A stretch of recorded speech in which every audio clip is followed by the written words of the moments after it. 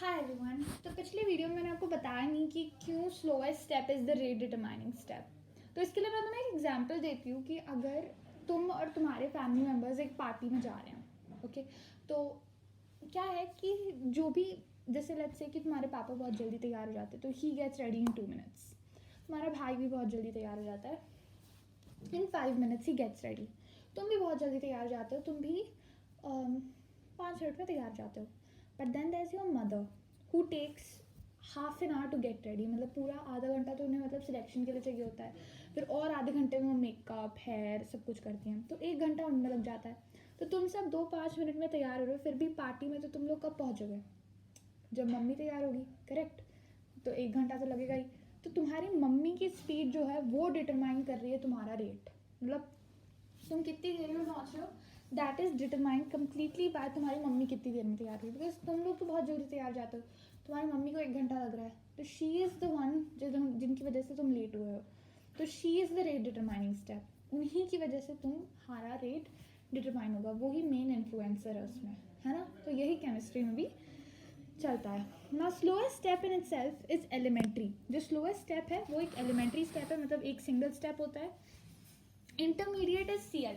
Intermediate जो बीच वाला है वो सी एल है, क्योंकि तुम देख रहे हो कि सी एल जो है बीच में बनता है, बीच में ख़त्म हो जाता है। Rate is intermediate is C L because बीच में आया एंड बीच में ही गायब हो गया। आर जो रेट है that is equal to K into NO2Cl raise to the power 1। Intermediate is C L, order is 1।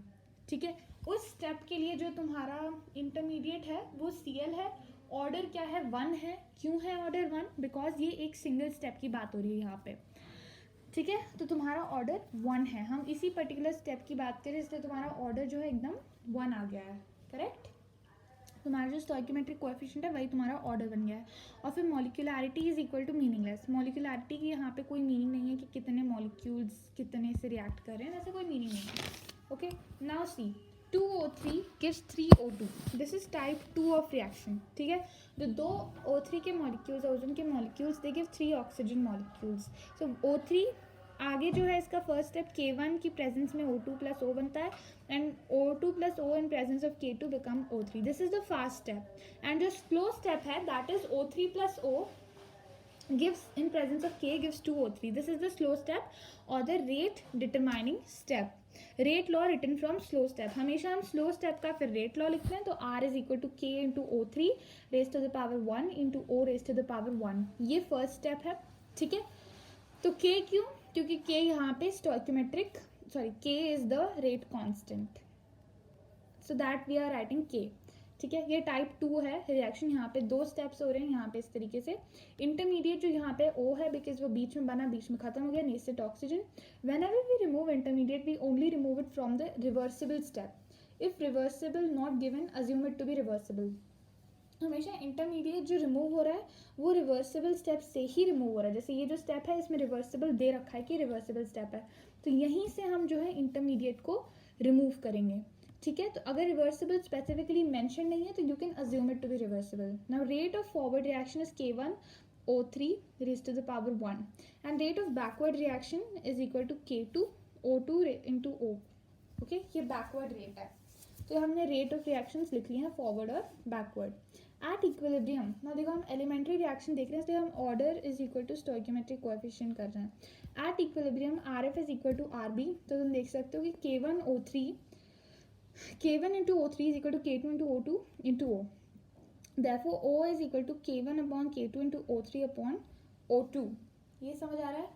Okay, very good, perfect. थोड़ा सा एनालाइज करो, 1 मिनट।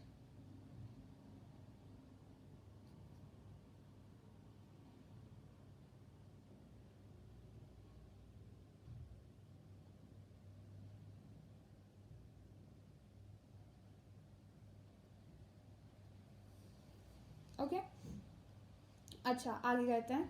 ठीक है, तो RF इक्वल्स आर भी आ जाता है, तो यहाँ से O is equal to K1 O3 upon K2 into concentration of O2। Putting 2 and 1। 1 क्या था तुम्हारा? 1 था तुम्हारा फर्स्ट स्टेप, स्लोएस्ट स्टेप। ठीक है, स्लोएस्ट स्टेप या रेट डिटरमाइनिंग स्टेप की तुमने रेट इक्वेशन एक्सप्रेशन लिख ली थी, फिर तुमने इधर से O की वैल्यू निकाल दी। ओके, अब क्या करना है? Putting 2 and 1 you get O की वैल्यू, O की जगह तुम ये डाल दो, और O3 ठीक है, K इंटू, अगर तुमने ये डाल दिया ना तो ऐसे आ जाएगा, K पहले से ही था, so K is already there, then you multiplied with K1 upon K2 and then you also get O3 upon O2 into O3, ये भी हम डाल देते हैं O3 अपॉन, ये पूरा तुम्हें पता है कि ये क्या है, ये O की value K1 upon K2 into O3 upon O2, and K तो पहले से ही था और O3 भी था पहले से ही, तो न्यू कांस्टेंट बन जाता है K dash, can't have it, can't can name it anything, कुछ भी नाम रख सकते हैं, हमने K डैश रख लिया, तो इन कांस्टेंट को मल्टीप्लाई करके तुम्हारा K डैश बना, और उसके बाद R is equal to K dash into O3 raised to the power 2 upon O2, because you saw over here we multiplied and we got it, तो K1 into O3 raised to the power 2 into O2 raised to the power -1, product यहाँ पे main equation में आ गया, यहाँ पे देखो, यहाँ पे प्रोडक्ट है ये O2, और यहाँ पे मेन एक्सप्रेशन इक्वेशन में भी O2 is present, so no intermediate is present, hence it is the final rate law, यहाँ पे कोई भी इंटरमीडिएट नहीं है,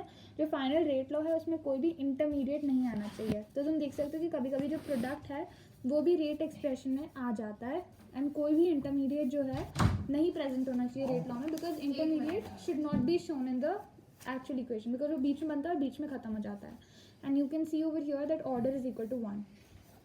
this is type 2 reaction, this is one example. Now note, decomposition of H2O2 catalyzed by I minus, which is iodine minus, in alkaline medium. ये देखो 2H2O2, इधर जो है कैटलिस्ट I माइनस है, alkaline medium हमने ले रखा है, और 2H2O प्लस O2 बन रहा है, तो R is equal to K into H2O2 raise to the power 1 into I minus raise to the power 1. अब यहाँ देखो कि I माइनस जो कैटलिस्ट है उसको हमने रेट एक्सप्रेशन में इंक्लूड किया, कभी कभी हम प्रोडक्ट को इंक्लूड करते हैं, कभी कभी हम कैटलिस्ट को भी इंक्लूड करते हैं, वरना रिएक्टेंट्स तो रहती है, तुम्हें पता है. Hence, rate may depend on concentration of catalyst, reactant, and can depend on concentration of products also. तो जो रेट है वो कैटलिस्ट पे भी डिपेंड कर सकती है कि कॉन्सेंट्रेशन ऑफ कैटलिस्ट क्या है, रिएक्टेंट की कॉन्सेंट्रेशन, और प्रोडक्ट्स की कॉन्सेंट्रेशन पे भी डिपेंड कर सकती है. Okay, now the value of order may change on varying experimental conditions such as concentration, pressure, temperature, etc. Order is a very experimental quantity, इसलिए उसकी वैल्यू चेंज कर सकती है अगर तुमने एक्सपेरिमेंटल कंडीशंस को चेंज किया, जैसे कॉन्सेंट्रेशन, प्रेशर, टेम्परेचर वगैरह. ठीक है, the value of molecularity does not change on varying experimental condition such as concentration, temperature, pressure etcetera. Molecularity क्या होता है, बेसिकली मॉलिक्यूलैरिटी इज कितने मॉलिक्यूल्स रिएक्ट कर रहे हैं पर्टिकुलर कंपाउंड के, ठीक है, और वो नहीं चेंज होती है. तुम एक्सपेरिमेंटल कंडीशन चेंज करोगे तो number of molecules reacting will not change. For elementary reaction order is equal to molecularity and rate law is equal to लोमा. यहाँ पे ये नोट करो कि जो एलिमेंट्री रिएक्शन है उसके लिए ऑर्डर जो है that is equal to your मॉलिक्यूलैरिटी.